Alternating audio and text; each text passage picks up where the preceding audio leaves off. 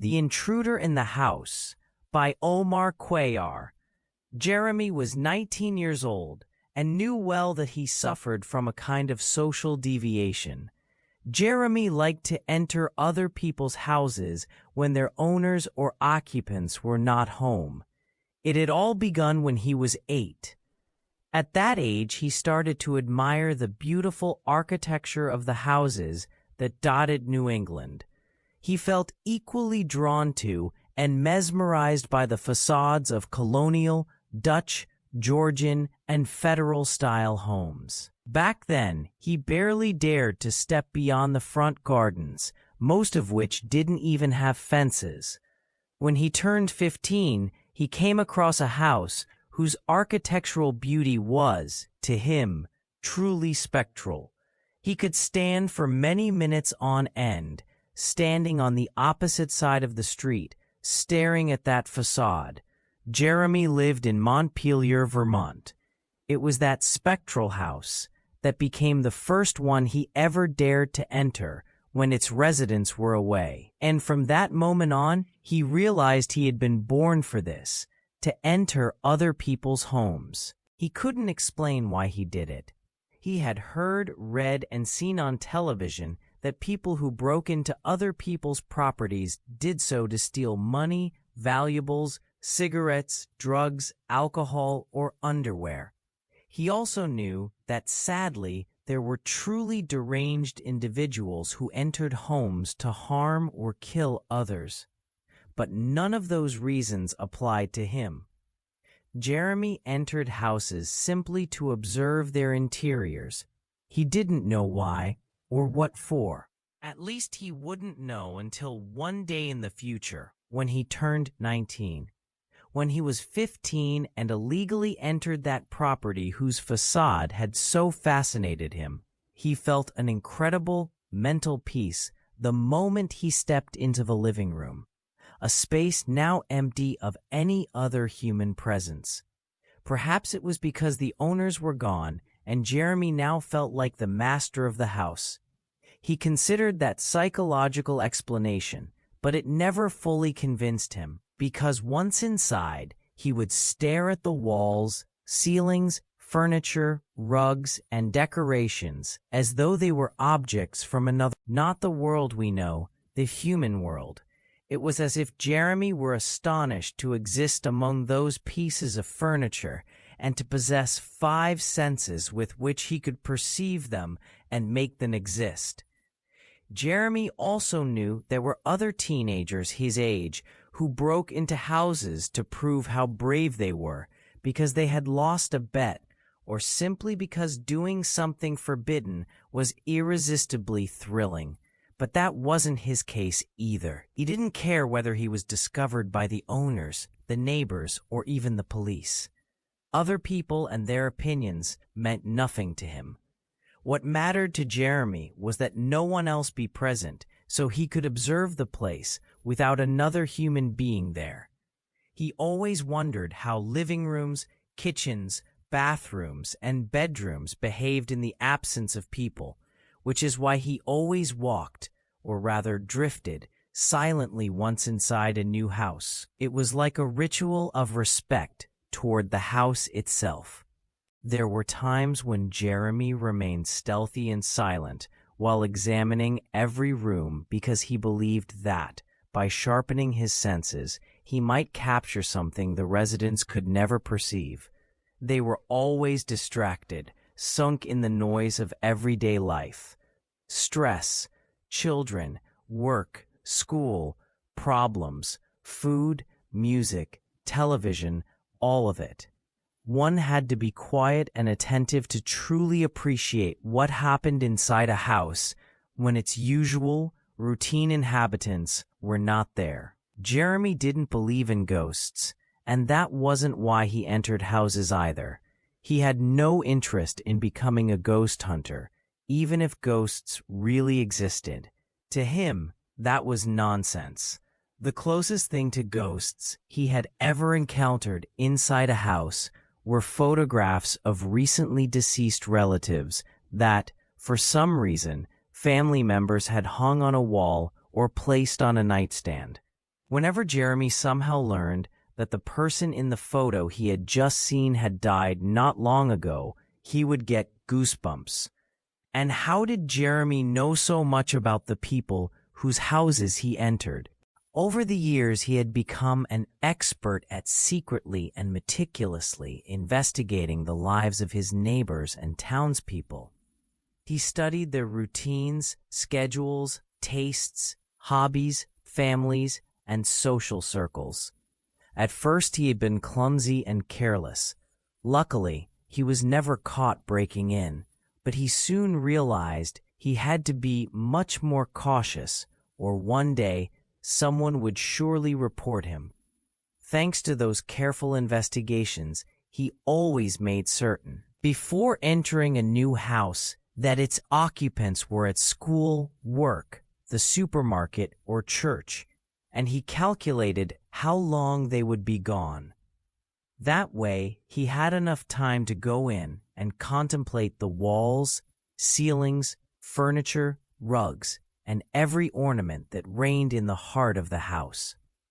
Jeremy knew he was a social deviant. Fortunately, his deviation wasn't sociopathic or psychopathic, it was cosmic. As he drifted silently through the rooms, there were moments when he even forgot his own identity and where he was. The walls seemed to form geometric figures that slid from one side to the other. On the ceiling, he began to see stars that streaked quickly across before starting to drip like rain.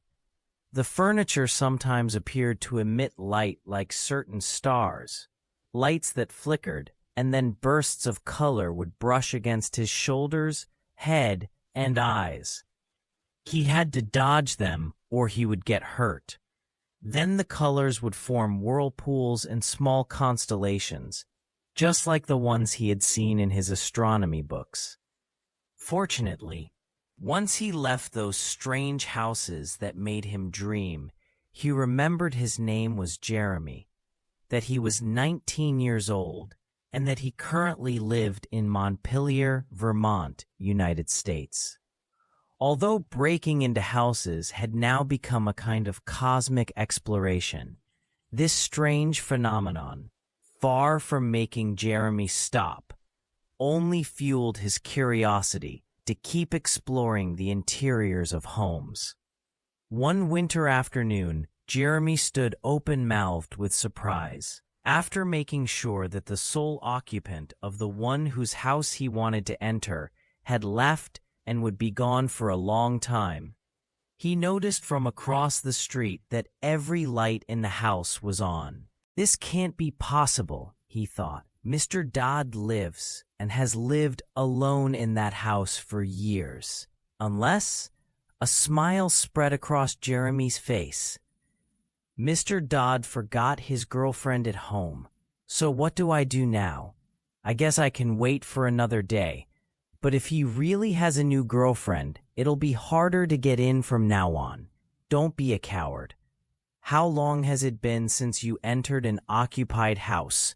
If I remember right, the last time was when I was 15. At that moment, Jeremy realized that breaking into houses had become an unstoppable addiction, because even though he saw the lights on in Mr. Dodd's house and knew someone was inside, he didn't think twice. He crossed the street and headed straight there, fully intending to go in no matter what. He followed his usual plan as if the house were empty. He walked around to the back, where he knew there was a sliding glass door.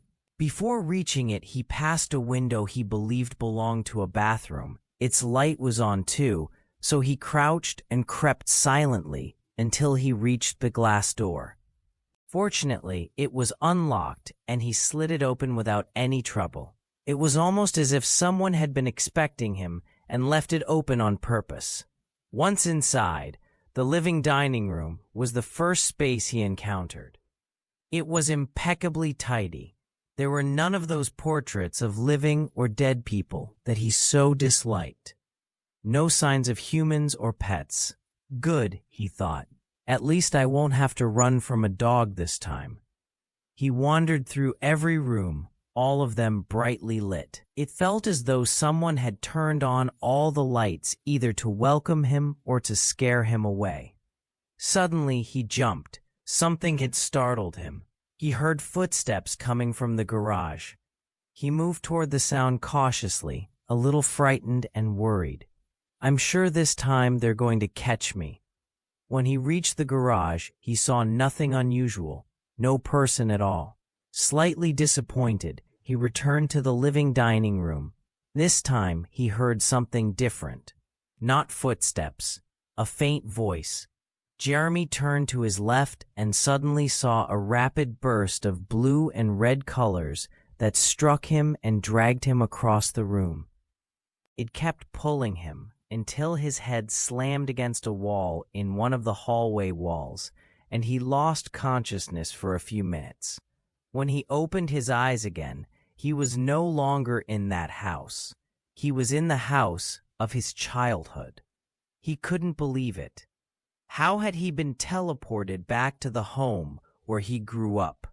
Amazed and a little scared, he began to explore. There was no doubt. It was the same house he had lived in as a child. Nothing had changed. The only difference was that it was empty. His parents and his two sisters were not there.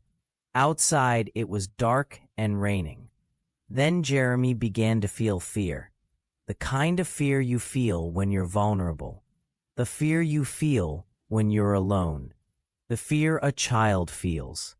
A child. Jeremy looked at his hands and, instead of a teenager's hands, he saw the hands of an 8-year-old boy. Disoriented and terrified, he ran to the upstairs bathroom. He raced up the stairs so fast he nearly fell. Once inside the bathroom, he looked in the mirror. For a moment he was relieved to see it was still him. Jeremy. He had feared he had turned into someone else. Yet he stood frozen when he saw in the mirror a version of himself 11 years younger. Now that he once again had the body and appearance of an 8-year-old, he had no idea how to return to normal. What would he tell his parents and sisters? What would he tell everyone he knew? No one would believe what had happened to him. He started pacing the house, worried, walking in circles like a caged lion. For some strange reason, every light in the house was on, and in that moment, he remembered why. The lights were on because it was dark and raining outside. His parents and sisters had left him home alone. The lights were on because late that night, Jeremy had heard someone trying to get into the house. He had heard persistent rattling at the back door. The lights were on because after hearing that rattling, Jeremy had gotten out of bed, terrified, and turned on every light. The lights were on because Jeremy had seen an intruder moving silently through the living dining room of his house. The lights were on because now that intruder was killing 8-year-old Jeremy with a knife, and as he bled out and died, there was nothing he could do. Except imagine what his life would have been like if he had lived to be 19.